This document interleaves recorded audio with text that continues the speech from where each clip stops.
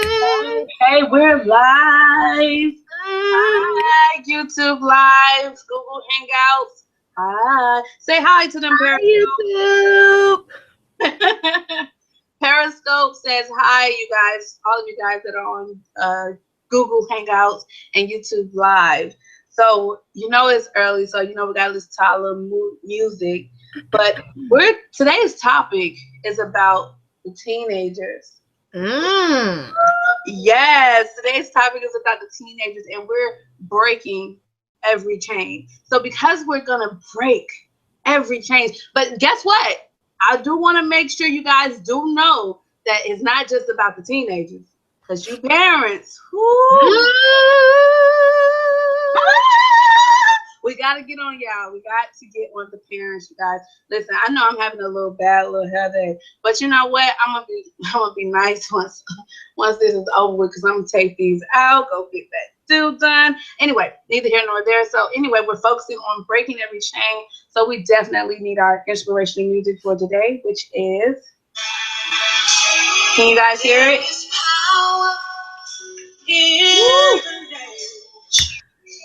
This song right here. Can you guys hear it out there on Periscope? There is power in the name of Jesus. Hey. How did you just get super loud?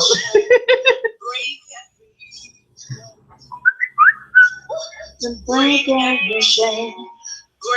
I got that playing on my Chromebook, guys. Yes.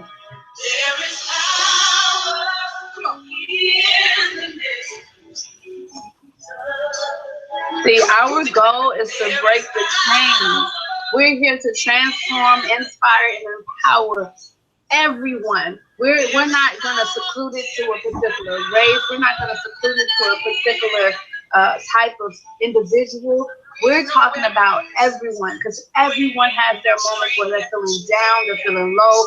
Everyone goes through something. This is not something that just happens to one person. This is not something that happens to just two people. This is something that happens, it's nationwide. It's everywhere. So that's our target. That's who we are talking to. We're talking to you, not you and you alone, but we're talking to you, the person that's sitting next to you, the kid that's standing right in front of you. We're talking to every single one of you guys, and all we're talking about, listen, hear this? Listen, pay attention, listen. There's an I can't sing. Tanisha, don't judge me, girl, don't judge me. Yeah, I'm not gonna judge you. I promise I'm not gonna judge you. But I'm thankful for that. Really, that just inspired me to keep me on my toes, to break every chain, every bondage, every yoke of depression, lack of energy, procrastination, boundaries, time management, every barriers that we within ourselves and our children go through on a consistent basis. So there go my handy dandy partner right there. I love you. Same to you, boo.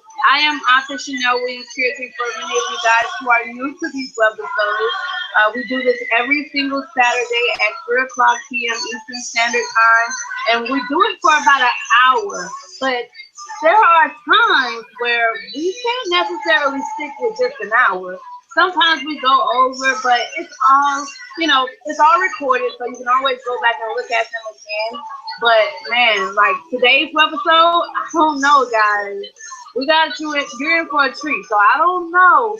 But I do want you guys to understand that, listen, there's no judgment. There's absolutely no judgment. And I don't want you guys to feel like we're pointing fingers or placing blame anywhere. However, we do want you guys to know that this is just our viewpoint. This is just the way we feel about certain topics. And some people can agree, some people can disagree, but then we agree to disagree. It's that type of conversation. So it's never something to take personal, but it's definitely something for you to look at yourself, look deep within yourself, and know that if it's something that resonates with you, speak up and realize, and it's time to change. Make those changes. Break those chains. You understand what I'm saying? Let's hear those chains falling. Can we hear them? You hear those chains falling? I can hear him. It's already broken. Look, I It's hear already broken. started yet. They ain't ready. They ain't ready. Hey. It's already broken. Every change, every bondage, every discouragement, every disappointment, every fear, every low self-esteem, just everything is already broken. We are speaking about it today. So I am so thankful. As you know, once again, my name is Tanisha Murden, and I just want to say I love you. I cannot stop saying that word because a lot of people do not hear that every single day. So back to you, girls. Take it on. I love you, girl. Mm-hmm. Look at you. Let me make this screen bigger over here. Okay, guys. So I have my Periscope was actually looking at the screen because I wanted them to be able to see both of us. But I'm going to go ahead and switch this screen over. So Periscope will see me over here. And let me position this phone. All right. So I think that's good enough. You can scoot up a little bit more so they can see you over there. All right, you guys. So today...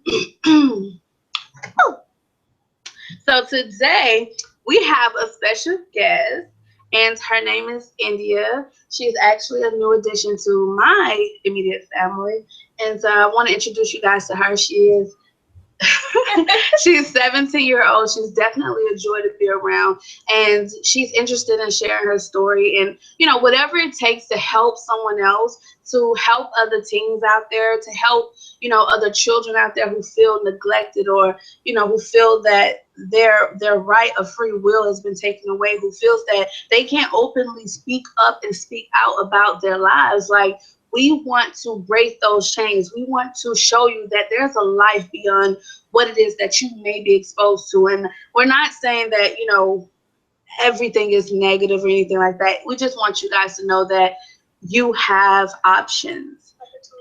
Opportunities, exactly. So this is India. So we're going to talk about a few topics. Now, we will get on you kids and, you teenagers. We ain't going to call y'all kids. We're going to call y'all teenagers. We're going to get on you teenagers out there, but in a good way. So it's not pointing fingers or anything, but it's also going to talk about the things that we can kind of reconstruct to enhance your ability to grow and become the individuals that you want to, you desire to become. And the first thing that I think we should definitely touch on is practicing individualism. Practicing individualism means to be the authentic you. Bow, she said it. What you think over there, Tanisha? Well, I don't have nothing to compete against that, honey. I don't at all. So you can take it on. Listen, being an authentic you, that's like, no matter what the situation is, if you see someone doing something, if that's not who you truly are, don't embellish in what you see other people doing. Understand that being the authentic you means no one can change you and nobody can do you better than you. You get what I'm saying? What you think, Tanisha? Am I wrong or am I? You agree with me? I agree everything. I agree with everything that you're saying. You are who you are, and you are who you becoming, and your past history should not reflect you now today. So what you learned, what your belief system said, that's not you. It's just a generation. You just got to break that generation curse. So I'm pretty curious right now because India doesn't know we're going to put her on the spot, but we're going to put India on the spot, okay? Okay. So India, Miss India, let me turn to Miss India. Miss India, is there any type of situation that you can relate to as it refers to being yourself and practicing individualism? The moment I realized that I had to be an individualism and be the authentic me was when I had female associates and they were popular in things for wearing tight clothes and makeup and all this. So I decided, well, maybe I want to be popular too. So I tried it. So I went to the store, went shopping. I bought me some clothes that was tight and stuff. Then I went home and I tried them on. The next thing you know, I was looking in the mirror like, faddish. So I was like, Faddish. So the moment I realized how this look. Then I realized that I had to be the authentic me. So I put the clothes that I had on back on. And that's when I realized that I was the nicest person. I was a kind person. I looked in the mirror and that's who I was. Like I couldn't change myself for wearing tight clothes just popular. So I think that's a very smart decision to make. However, I mean, and that brings me on to the topic of peer pressure. peer pressure. Making the right choices and not allowing what's going on around you to influence your way of life, your way of being. You know, some people are peer pressured by things as far as like hobbies, activities, smoking weed. You know, your homeboy or your homegirl, whatever you want to call them, your friend. So some people say, you know, they may say, hey man, you ever tried that? You know what I'm saying? You ever tried that? You know, I got that good, you know? You're like, I don't smoke. And they like, man, you're not cool if you don't smoke, man. You're not cool if you don't get down with the big dogs, you know? Just take a little hit. It ain't gonna hurt none, right? Did I do it right? I didn't imitate him right. No, you ain't entertaining right. No, you did. What's your imitation? Let me see your imitation, Tanisha. Girl, you better hit that. What? You ain't gonna hit that? Nah, I ain't your friend. I'm just gonna walk away. I'm just gonna leave you just like that. That's how I look at it. Wait. What they say? You a lame. You a lame. You ain't even cool, man. You a lame, man. You can't be your friend no more. You dusty. All out of proportion. So you guys have to understand that peer pressure will, you know, put you in a position where you feel like this is something that you have to do in order to fit in. But I am big on, listen, don't try to follow the trends, set your own trends. Because at the end of the day, you don't want to follow nobody. You want people to follow you. You get what I'm saying? Be the leader, not the follower. You got any type of Well, remember I had peer pressures when I met this guy on Instagram, and we always text, and like we text for like 1 week, and then the next week, like he asked me to send like nude pictures as in naked pictures. Wow. So a moment I thought to myself like, well, I really want to do this because I like the guy, because I like the guy, and he was a nice guy, but at the same time, then he kept asking you for the photos, right, like forcing you to Wow. So at the same time, like I wanted to do it, but like I knew it was the wrong thing. So that was a moment I had to make a choice and a decision myself. So I told him that I can no longer talk to him. I can no longer be friends with him.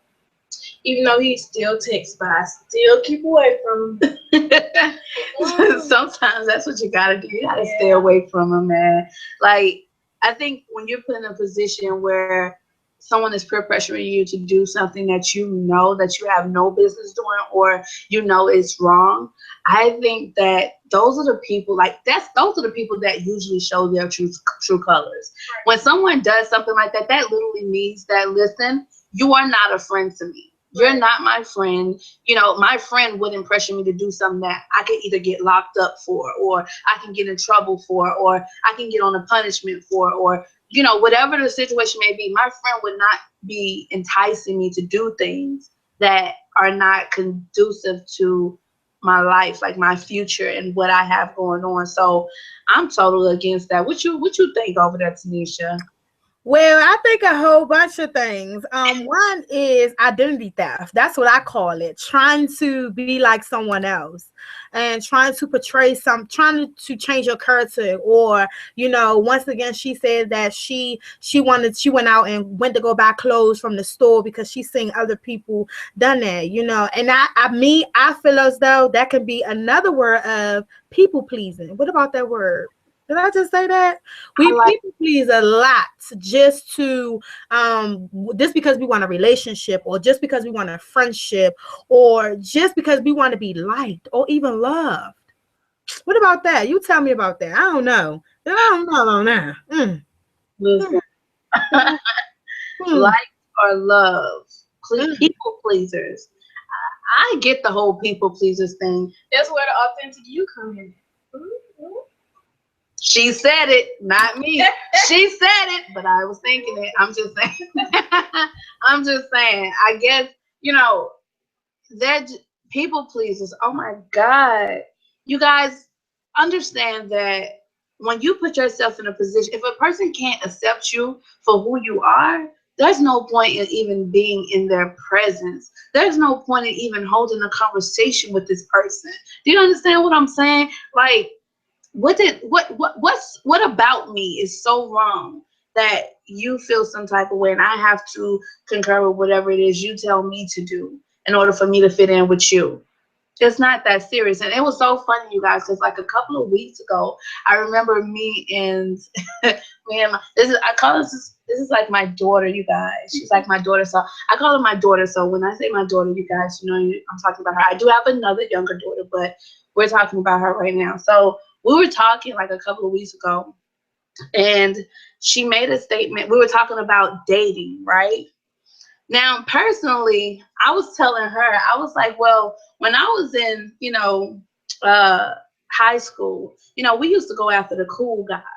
Like, we used to go after the jocks, the people that were like, athletes, the football players, the basketball players, the track teams, if they were cute enough. But, we used to go after those type of guys.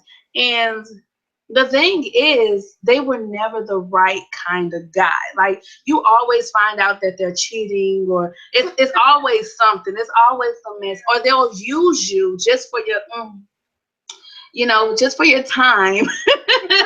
And it's a hard pill to swallow. But I think that I was telling her, I was like, man, if I knowing the things that I know now, I would have got me a nerd.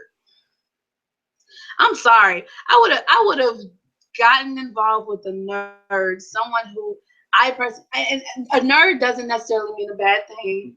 While y'all looking at me funny, getting with a nerd is not a bad thing. I think that is a beautiful thing because those I feel that if people understood the fact that everybody needs to be loved, and just because you may in the 9 times out of 10 you got a crush on a nerd. I'm just saying, I had a crush on a nerd that I never said anything to, and the only reason was because of, my status. But guess what? I did too, girl. His head was beady, girl, and all that. You hear me? Lips was all, crusted up. But I was attracted to him because of the way he thought. He was well educated. He got good grades on his, just all that stuff. But I wasn't attracted to him. That I couldn't. Not even. Sorry, not I. But I think that we judge people for no reason. I think I was like, girl, I would have went, like, when he would go shopping for his clothes and stuff. Like, let's say his clothing is a problem. If he was going shopping for his clothing, I was like, girl, I'm coming with him. Listen, let's pick this out together. She said she liked this part. Let's pick this out together. Oh, baby, I think those pants right there look good on you. I start doing other things to make them, they can still be smart and intelligent, but even if whatever it is, like, certain things can be changed. It's not like maybe they never had someone to tell them that, oh, this looks good, or whatever the situation may be. So maybe that's all they needed, to break that chain of advancing their clothing, or whatever the situation may be. I know me personally, at this stage in my life, I don't care what you look like. If you are smart and intelligent, if we can talk and hold a great conversation, like an intellectual conversation, I'm not talking about sex. Wait, what's the bird? It got real solid in here. I said that word, everybody stop talking. Oh, I stopped talking. But I mean, I'm just saying, like, listen, I don't the inner him out, maybe he don't even realize that was him. Like, right. he can be that person. But anyway, moving forward, I don't want to get too much into that, but I definitely want to talk about being mindful of your environment. Oh Lord. I want to actually look at our buddy here, India, and tell us a little bit about where you're from. Where I'm from Baton Rouge, Louisiana. From a city called Zion City, And how is it there? oh, that environment, that's the worst environment you want to be in. I mean, guns, trapping, as in selling dope and weed and all that. And like trashy, too much littering and stuff. It's not a good place you want to be in. Like, you gotta be mindful of that too. How are the school systems there? You wouldn't understand. It's horrible. I just said It's you wouldn't horrible. understand. It's horrible. I think that was a great way to describe it, right, Tanisha? Yes, that was a great way to describe it. And not so more so as being horrible, but we learn things while we in that type of environment. And believe it or not, we learn a lot of skills, you know, being in an environment like that, even though it's not the correct environment, even though, especially in school, I know for me, I've learned a lot of skills. I was always alone anyway, so I never fit in with people. I don't know if if you understand what I'm talking about, but I'm talking about me. People ain't like me. You know why? Because I wasn't tolerating all that, you know. I had my own way of thinking. I was in my own little world. I was seeking for love, and you know, and you know, in all the wrong places. That's what I'm talking about. But I'm just saying, and parents play a lot of part in this too. You said who? The ones that they're friends and not more so of their parents don't know how to have boundaries between the two. Well, we're gonna get to the parents in just Okay. we want to get You to know, I'm from my environment. Like, I'm from so many cities. Like, I'm known. You know, so like any city like that I used to be around, it's really a bad city. But Port Allen, like, that's a good city to say. Like, good city. That's the only one I can really say that's good besides Mirrodale and all that. That's, oh Lord.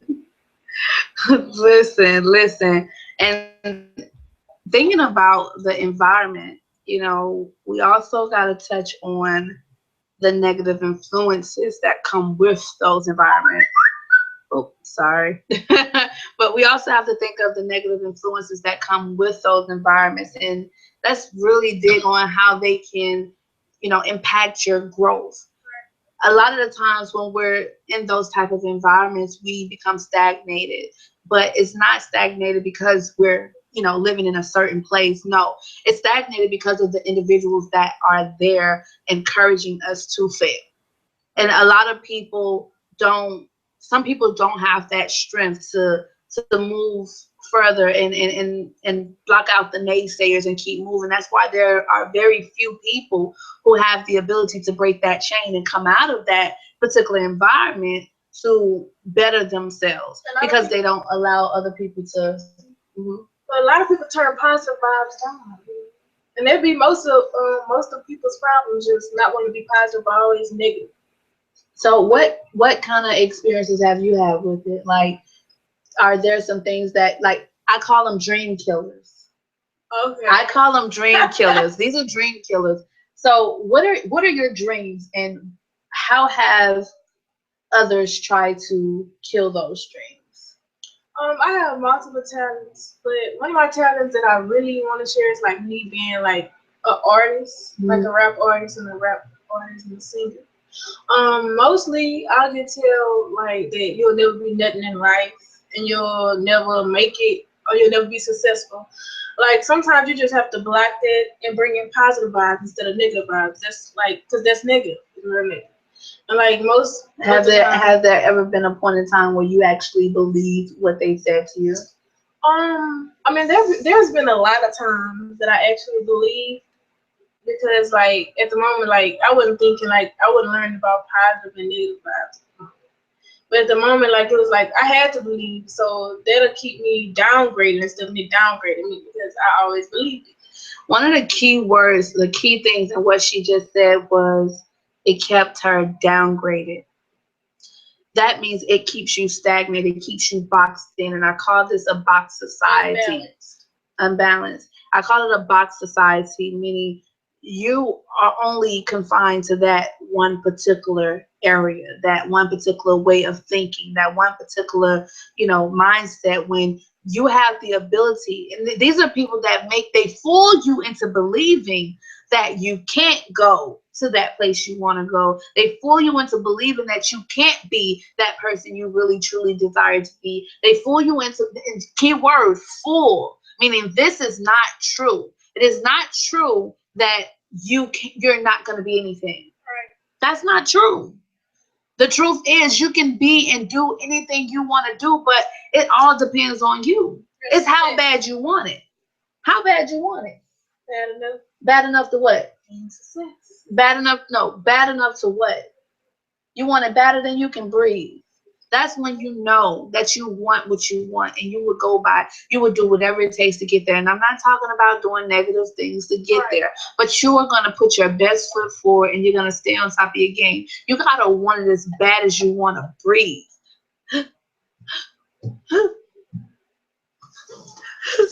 You okay over there? You okay? Girl, I want it, girl. I want it. Oh, I just wanted to make sure you was okay. I want it better than I want to breathe. What? Come on. You got to want it better than you want to breathe. That's the only way you're going to get there.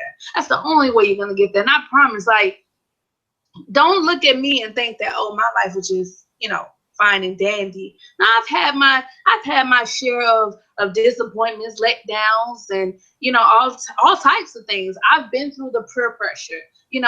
I was in the in crowd. Remember, I said that. Like, I wasn't a lame. I wasn't someone who just stood by the wayside. Let's just put it like this.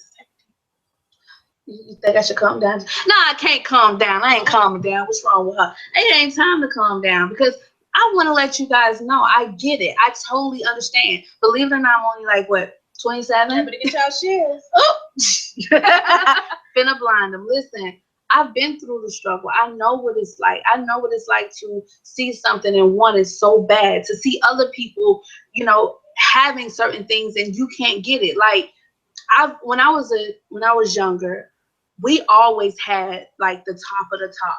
Like, anytime a new pair of Jordans came out, that was really one of the reasons why a lot of people knew us. You get what I'm saying? Like, from the beginning, that's like what put us on the map. But we stayed with the Flyers gear. We stayed with the new J's, the new Nikes, Air Force Ones is what they call them. We stayed with the new stuff. But it's one of those things where even though we're dressed the way we were, people didn't know the stuff that was behind those clothing. And I'm not talking about you out there. I'm talking about up in here. They don't know the things that went on at your house. They don't know the things you had to, like, they don't understand that battle, and it really takes you to a place where, and a lot of people didn't know that, how kids can joan each other. And I think, is it still called joning? Drive? That's probably in Baton Rouge. Make fun of. To make fun of. Roasting. Okay, we're going to say roasting. You know how kids can roast each other? And people never knew this. And I'm going to just talk a little bit about this, because I think it is a very important topic, because there are even kids out there who commit suicide. And that's going to drive us into the topic of the parents. So I hope your parents are waiting for this. But when I was younger, I was always teased about my weight. I've always been, a fully figured person.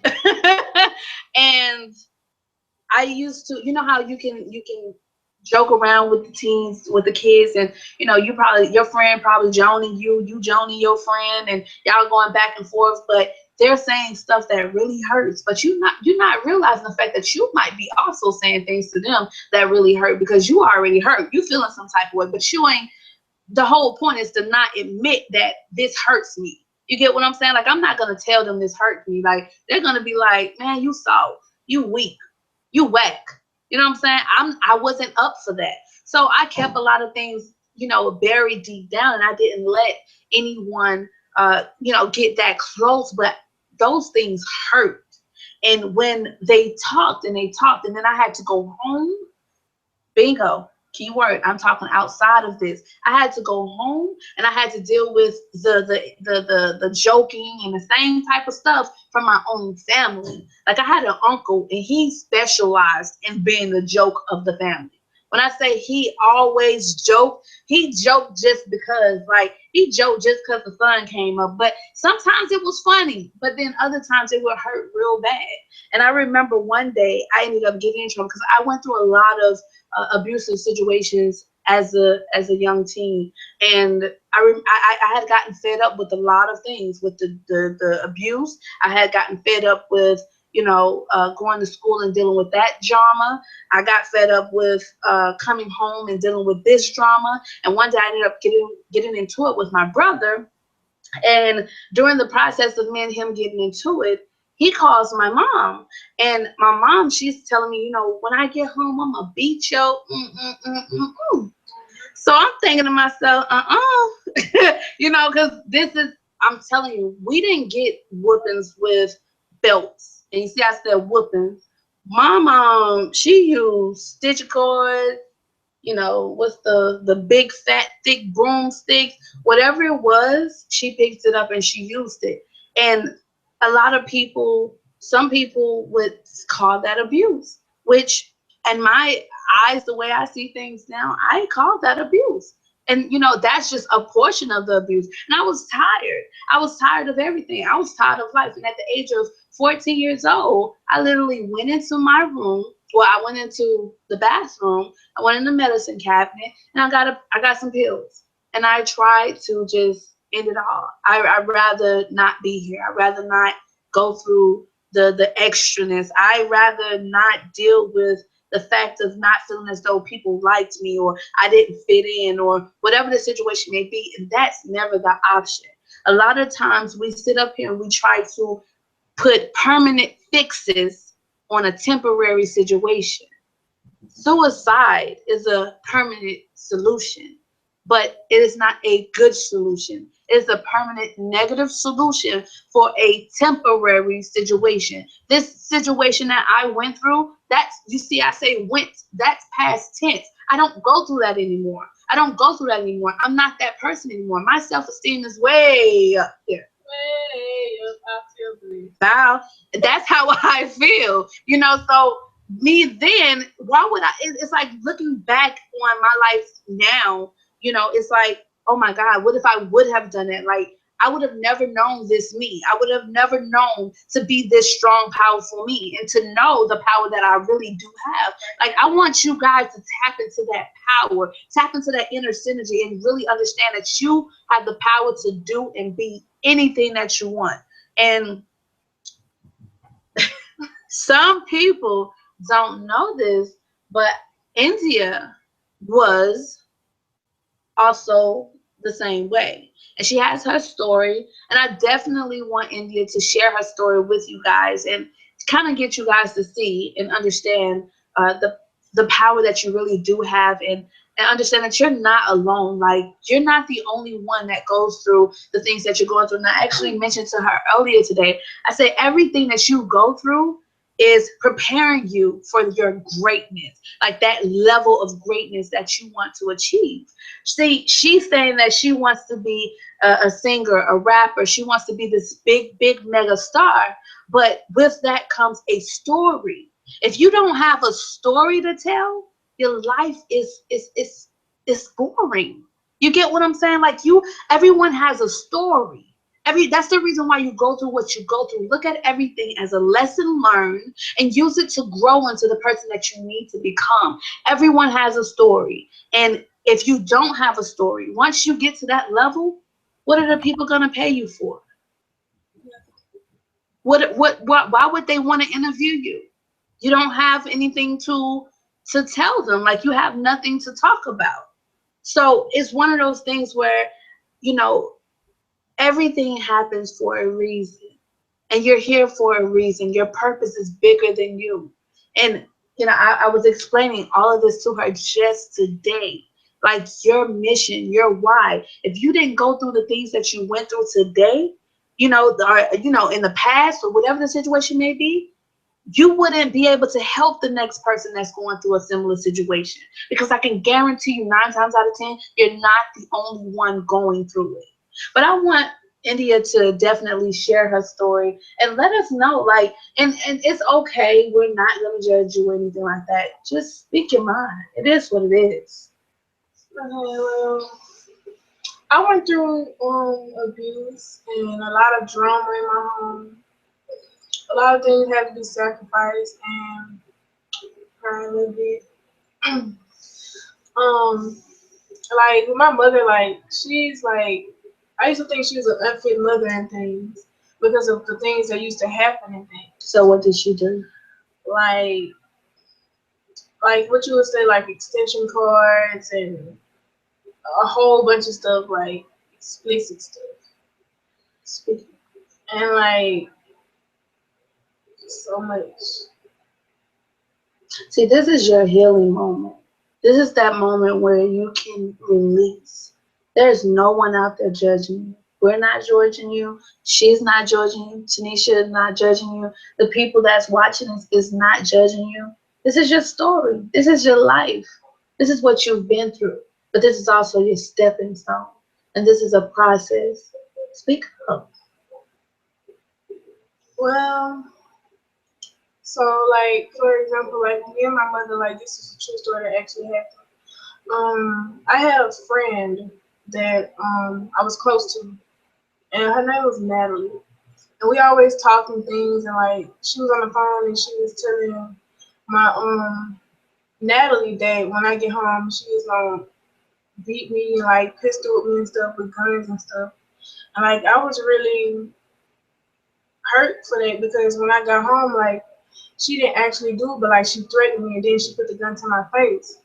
So, and then there was a man in the living room, and he was saying like, "I got your back. Like, I ain't gonna let nothing happen to you and this and the other. Like, if we was to go to court, anybody found out." But the lady that I was telling you about, Natalie, she was there, and I ran out the back door because she tried to get a knife, and she tried. I don't know if she was gonna really hit me with it, but it looked like she was. So I ran down, and then she just started cursing me out and stuff like that, and saying, "Get out of the house." And so that's how I went and stayed with Natalie for a little while. And so that's what I mean, like when I say abuse and stuff like that, I went through it, like it's a whole bunch of stuff. Like more than that probably can't even possibly get said right now. But it's a lot. Like if I was to tell you, this would be like a 5-day story. Like anything that happened in my life. So that was a big step for me to take. So I how really commend you for that. I really, really commend you for speaking on that because a lot of people out here are going through that today. And by you just saying that little piece right there, it could probably heal somebody and it probably allows someone else to go out here and tell somebody and so they can seek some help. So never be afraid to talk about what you're going through. Never. That's your story and you got to stick with it.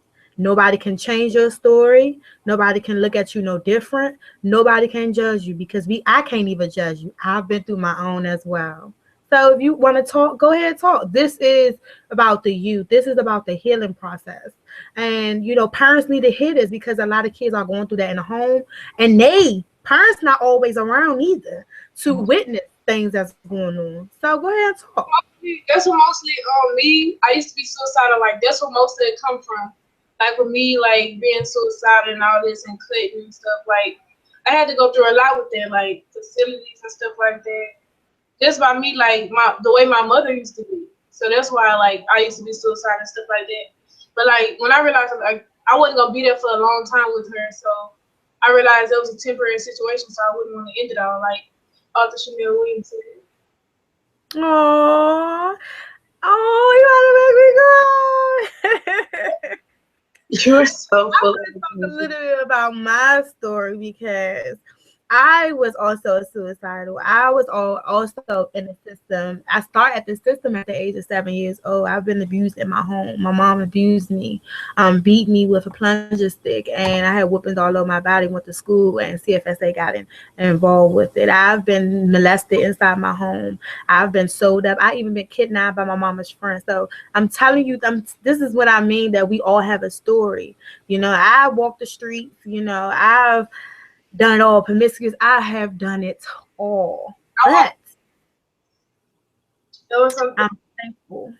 Yeah, my mom, she like then she'll put me out and stuff. Like this happened at the age of 16. Like she used to put me out and stuff. Like I had nowhere to go, so I'd be walking and stuff. Like then I'd call my friends and stuff to come pick me up, and I just stay at their house. So, and that's part of my story too. Like for some reason, like she'll always kick me out. Then I'd probably go to the neighbor or something. And that was hard, cause like at the age of 16, like you can't buy no house, you can't get no job right now. Well, you possibly can get a job, but like where I was, like where I stayed at, you couldn't get no job. So that was hard. No identity or nothing. No school, I did nothing. Like I barely went to school because of stuff that used to happen between me and my mom. So that was hard stuff. And my stepfather, what used to be stepfather. Which school? Well, not, you don't have to say any names or anything, but are you talking about like the recent? Mm-hmm. Okay. Yeah. I've been molested also by my stepfather too. So that's a big step for me to say that. And this happened twice.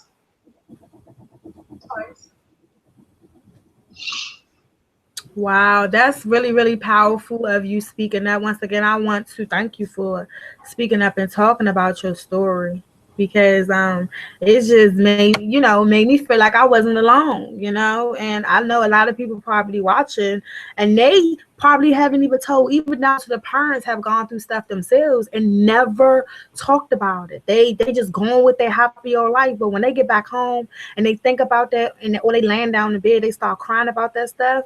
It touched home. So I thank you at your age and where you are in your life that you're speaking on it. Okay? She said, okay.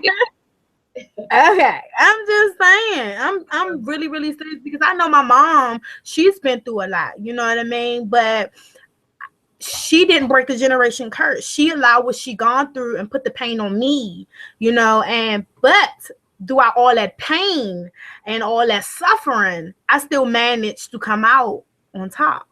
So realize that all that pain that you're going to go through, all that suffering that you're going to go through, trust me, it's preparation for your next mission. You know what I mean? And what you're going through now at this age, even being in her home, the things that she teach you, pay attention to stuff like that, because you're going to need that. Pick up skills, it's going to help you in the long run. So enough said, girl. And I never had like a father figure in my life, because like You are? Don't. Please. I'm sorry. I have an oldest brother. All right. And like I always looked at him as a father figure. But like he'll always curse me out and call me all types of names. So like I never really had a good relationship with him. But any other of my siblings, like my big sister, my little sister, it's all good. But like with this particular oldest sibling, we never really get along. And I always looked at him as a father figure, but he never knew that because he never really talked to me. So that's kind of hard not having that.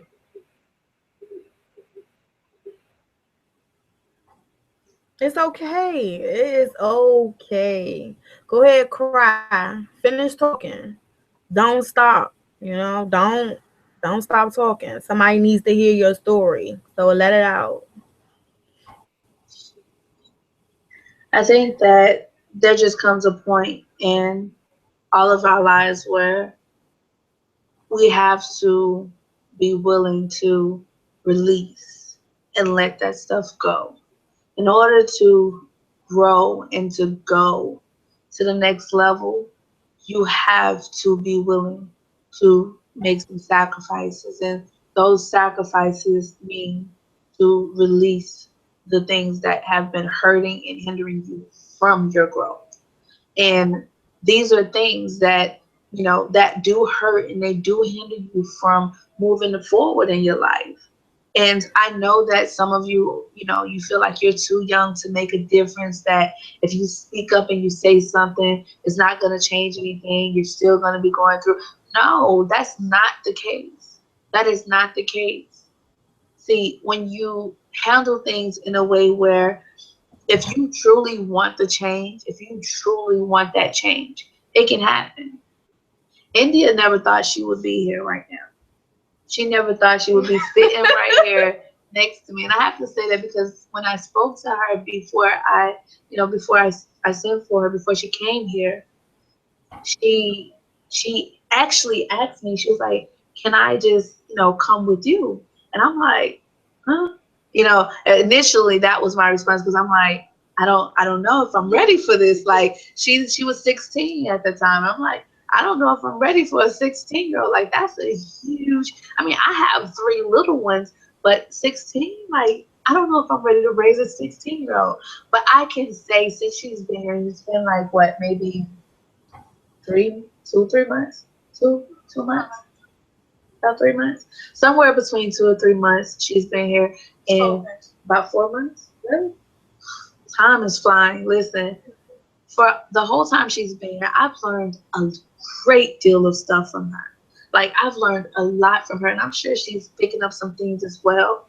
But she's really taught me some things, and I know that I'm gonna have to, face some of these things, especially when my daughter gets older, because my daughter is 6 years old and she's not a teenager. So it's like, oh my God, like I'm a mother of, like, I'm a teen mom. Literally, I'm a teen mom. I have a oh wow. It's still interesting. It's so crazy because I remember, like, was like maybe 2 weeks after she got here, she started getting more comfortable, and then 3 weeks went by, she was even more comfortable. About a month in, she came to me and she said something about a boy, and I broke out in tears. Okay, listen, I boo-hooed super hard because I'm like, I'm not ready for this. Like, she was 10 at the moment. Listen, I did not.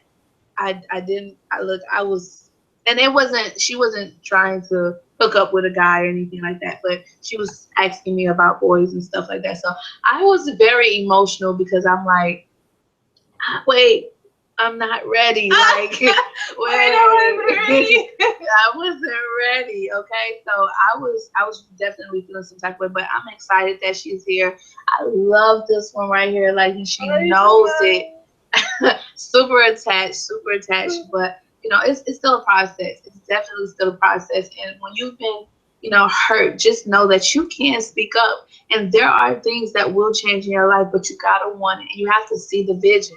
You have to see it. And don't allow anyone to kill your dreams. Whatever it is that you want to be, whatever it is that you want to do, you can do it. You have the power to be that person. You have the power to do whatever it is you want to do. So do it. There's nobody holding you back but you. Don't listen to the naysayers. And guess what? Now we're going to talk about those parents. Because guess what? Your naysayers could be your mom or it could be your dad. I ain't trying to be funny, parents. I'm just saying, listen, we do play a role sometimes in the way our kids, choose to go. It depends.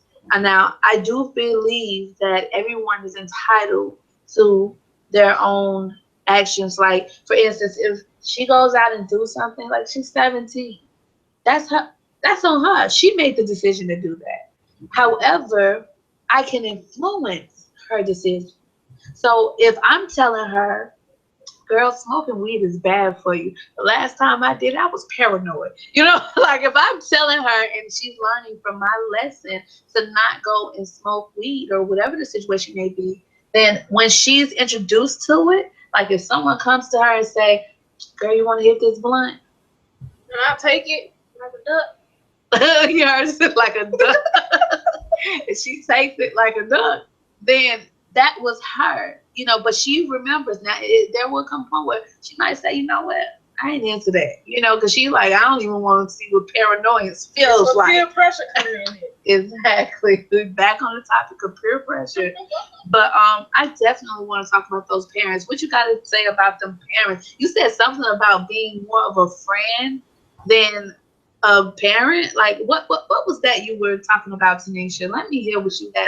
Well, I'm gonna give you a prime example. I was in a laundromat. I would say about a week ago. Was that a week ago? I was in a laundromat. I told you I was going to the laundromat. I think so. But a child, and she looked like she was about 5, 6 years old, something like that around that time. And literally, she cussed her child out. I mean, to the point that everybody turned heads, was looking at this woman like, you lost your mind, over because she was hungry.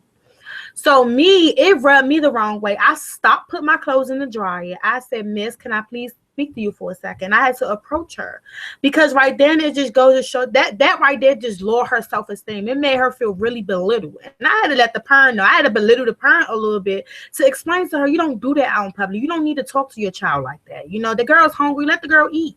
You know, that's what's wrong with these parents now. They just don't have no morals or no values or should I say respect. You know what I mean? And give respect to get respect, and that's even to your kids. Some people feel like I shouldn't. That's my child. I birthed you.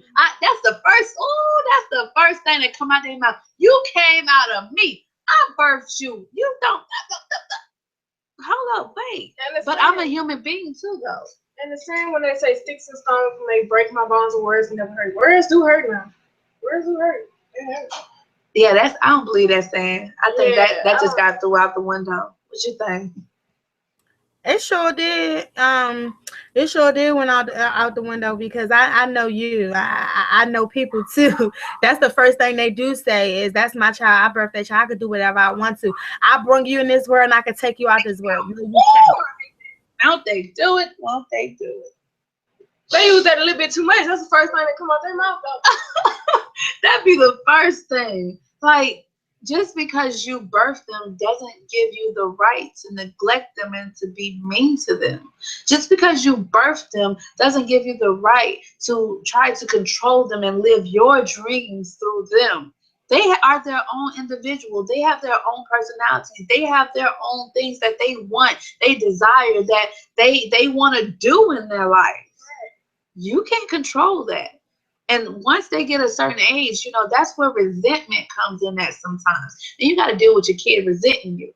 And I don't think we want that. Like, I know I don't want to deal with that. So I'm telling you, listen, as a fellow parent, my kids have the right to practice individualism. Whatever it is that you want to do. Yes, whatever it is that you want to do with your life. I mean, I will support you 100% as long as it's nothing negative. And then I have to kind of steer you back, you know, kind of get you back in line. But however, you have the ability to be and do whatever you want. My kid can tell me they want to be an airplane. Well, baby, you go out there and you be the best airplane you could be. But of course, I would make sure they understand that humans can't fly, blah, blah, blah, blah. But it's just one of those things, man. It's definitely just one of those things. And I also want to discuss the unintentional neglect. I think I'm going to sleep. Wait, it's not going to sleep. I'm dead. I'm back. She said, wait, don't sleep on me now. Don't sleep on me, boo-boo. Don't sleep on me. No, but seriously, the unintentional neglect. Sometimes we get so caught up in what we want as parents and what we need, but we forget about what they want and what they need. At the end of the day, at some point, your life revolves around them. It revolves around you too. But the sun rises and sets on them. At the end of the day, you have to take care of yourself first, which is true. But in the process of taking care of yourself, in order for you to be able to take care of them, you need to also remember that they're still there. Like, they didn't just become invisible because you want to go out to the club. That's not really how this works. So I definitely want to talk about the unintentional neglect. Now, on the other end of that, there are some other unintentional neglects that happen. And you know how you hear in the news a lot of parents who, you know, I guess leave their kids because of their jobs and stuff like that. Some things, honestly, I gotta tell you, I'm not gonna be biased. Like, some of those things, I can't really be against certain things. And when I say that, I'm saying I can't be against a working mother, a single working mother. You understand what I'm saying? You feel me, Tanisha? I feel everything you're saying when you say single mother. Is a difference from actually working and not out here working. That's the difference. So if you understand what I'm saying, a hardworking mother that's a single mother out here making ends meet, and steady mothers out here want to go party, leave their kids at home. I just seen it all. Or just stop being a parent, you know, or just leave their kids hanging. So it's the difference. It was so crazy because about, I think I told you guys like a few years ago, I used to work for TSA, and in the process of me working for TSA, it came down to a point where I didn't have a babysitter. Like I had no one to keep my kids. So I had to come to a point where I had to make a decision on with my job. And I always told my supervisor when it, came down to it, because it got to a point where I started taking off work a lot just to be there with my kids. And I told my supervisor, I said, if there ever came to a point in time where I have to choose between this job and my children, at the end of the day, my kids are always going to win. They're always going to get, first priority, period. So as time progressed, like not even, I want to say maybe a few months after even having that conversation with my supervisor, I got to a point where, I really needed my job, but at the same time, like my kids, you get what I'm saying? So it got to a point where I was like, okay, well, I guess I don't really have no choice but to take them with me to work. I ended up taking my kids to work. Now, I know some people like, how do you take your kids to work at TSA? Well, I was working for a smaller airport, so we only literally had maybe 3 hours of actual work time. Literally, we may work 1 hour in the morning, 1 hour in the afternoon, and 1 hour in the evening. And that was it out of all the 8 hours. And I worked a split shift. So during my split, I had someone to keep them that first half of the day. But that second half, which was for like 2 hours, I had nobody to keep them. But my supervisor was like, well, we don't have anyone to cover the shift. And I'm like, well, I mean, that's my kids. Like, I'm not gonna, not like what you expect for me to do, So she was like, well, I guess you could break them to work. Da, da, da. I was like, well, okay, I can do that. But then she was like, but they can't come in here. And I'm like, what you mean? Like, okay, so where they supposed to be at? She was like, I mean, you can have them sit in the car and you can just kind of go back and forth or whatever. I think at that point is when I had to make a decision that I couldn't do this. Like, I ended up, and I ain't gonna lie, like I sat up there and like a dumb nut. I felt stupid for it, but I did go ahead and go to work, and I had my kids in the car. But those little few seconds, anything could happen. Anything could happen, and not one point in time that I stayed in that checkpoint that I did not think about my children. And every 5-10 minutes, I was running back and forth, just to make sure that they were okay. And they were good, don't get me wrong. But at the same time, it's still the whole point of they were still unsupervised in the car. Now the windows were down. And you got to think about it, police are always driving around the airport. So they, of course, if a police officer would have drove around and seen them in that car, it could have been very, very detrimental. But sometimes these are the sacrifices that a single parent has to make for their children, because it's like, how can I go to a 9 to 5? I work at this job, but this job is not paying me enough to even be able to pay for a babysitter. Like, that's bogus. That's bogus. And on top of that, a job doesn't care whether or not you got a babysitter. A lot of the times, they don't even believe when you come in there and say, listen, I ain't got no babysitter. I gotta go. You get what I'm saying? Like, it's a problem. And when I had to do that day, when I felt that I had to, because I didn't have to. I could have just said, no, I'm not coming in, and just took whatever repercussions, but I also needed my money. So when I did it and I took on the task, literally not even 2 weeks after that, probably like in that same week, I ended up just resigning. And I had to. And I told her, at the end of the day, nothing comes before my children. And I already feel bad the fact that I came here in the first place and did what I did. I should have just told y'all no from that point. But from that point, I resigned. And from that moment, I told myself that I will not, mark these words, I will not go and work for another employer anymore. I refuse. I'd rather be my own boss. At this point, I'm here with my kids all the time. I don't have to worry about schedules and, all this other stuff. I work when I want and I work when I don't want. Well, I don't work when I don't want to work. So it's like I have more leeway and my kids are happy. I'm good with it, and she hates when I leave her. She'll cry. She'll cry when I okay. Okay, I ain't gonna tell nobody else. Okay, but the point is, like, I've made decisions. I was forced to make decisions that I didn't necessarily want to make. And that's why I don't want people to think that, okay, we're pointing fingers, because I'm not perfect.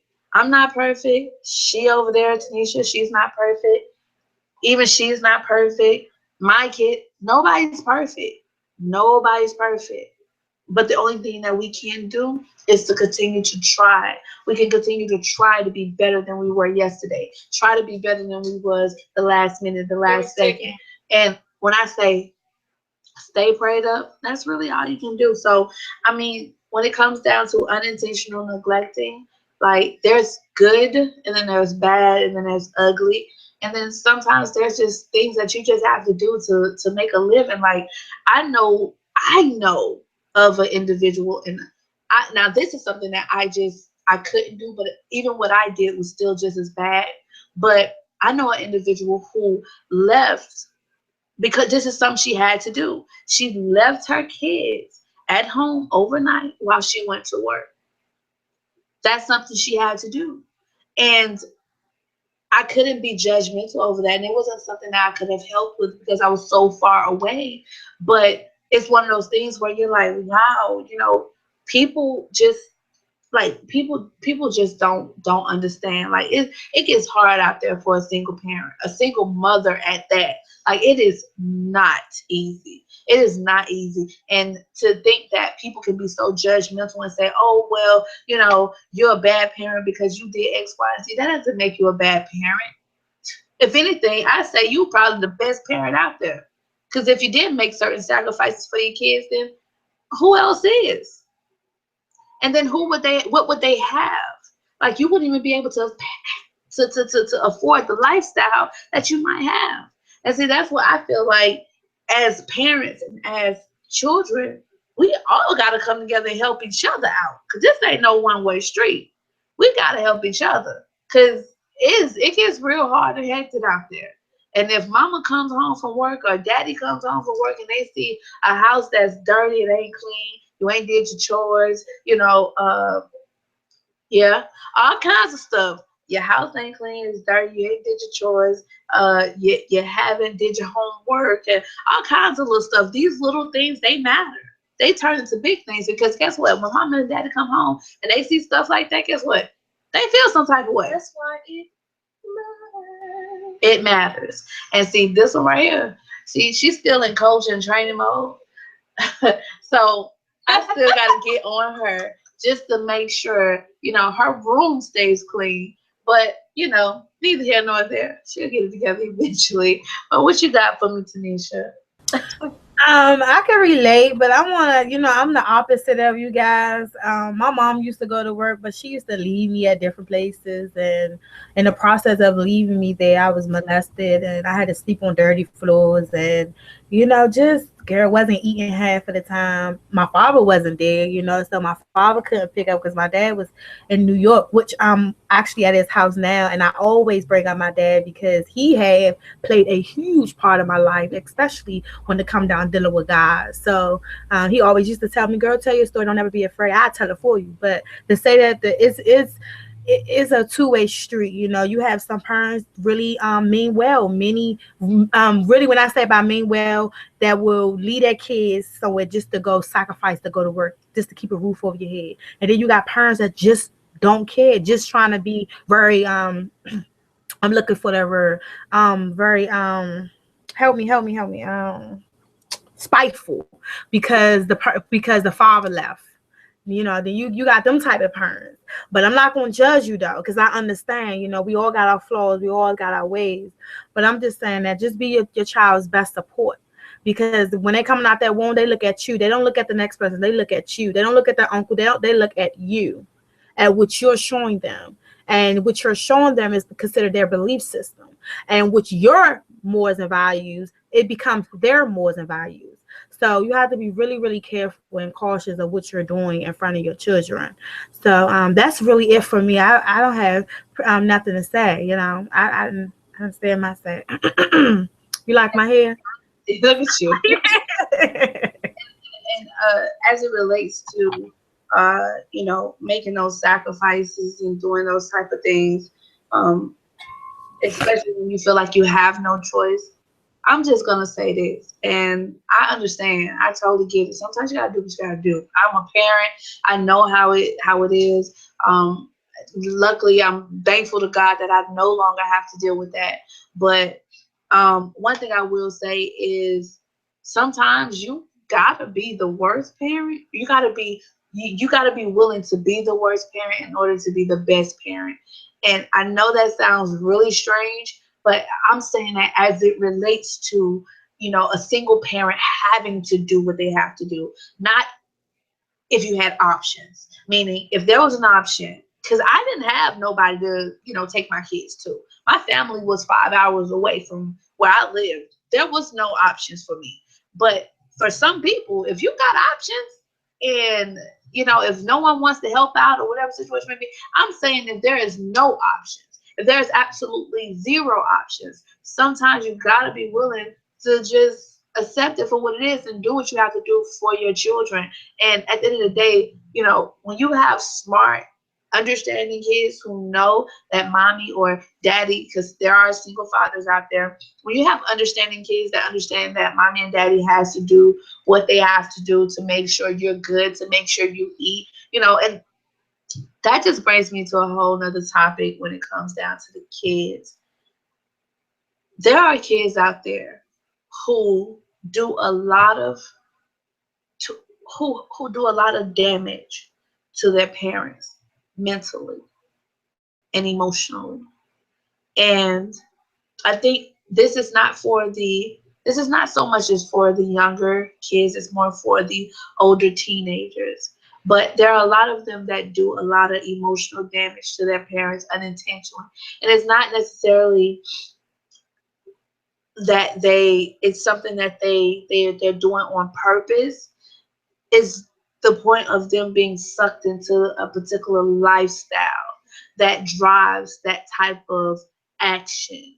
And I think parents, although we want to look at that as a complete negative, which it is definitely not a positive thing. However, we can still coach those kids to bring them back where they need to be, because there's a solution for everything. There's a solution for everything, and those kids need to understand how much they are truly hurting their parents. And a lot of those kids actually love their parents. They love their parents. At the end of the day, where would they be without you?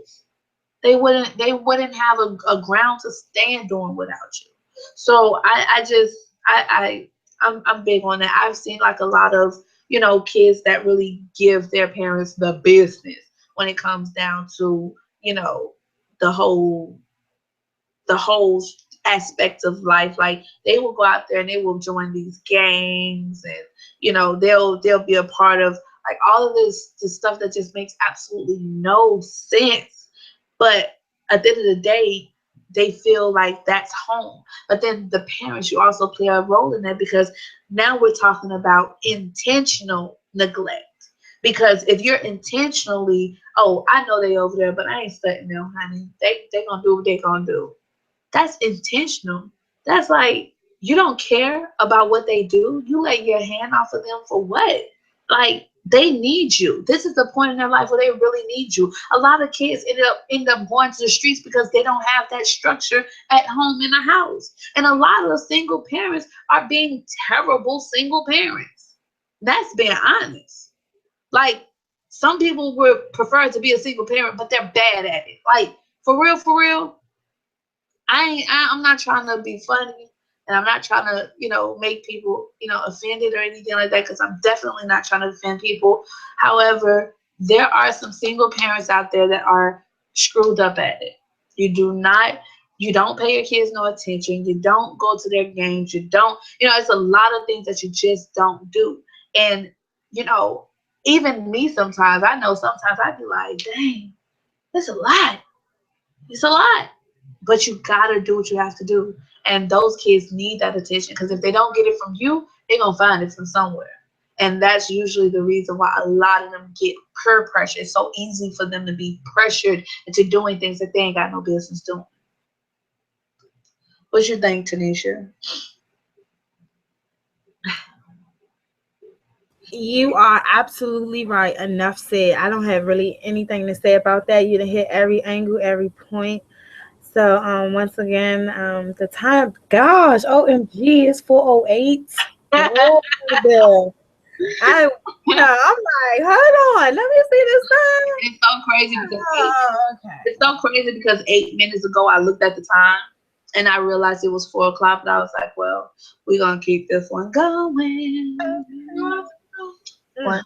For the parents, I think that like if they try too hard, like they might try the wrong way. Like trying too hard ain't gonna get it. Like if you try just a little bit, to be the parent, like trying to kind of be on their good side, because you gotta have a relationship. Yeah, a relationship. Like I was telling her earlier today, especially when they get older.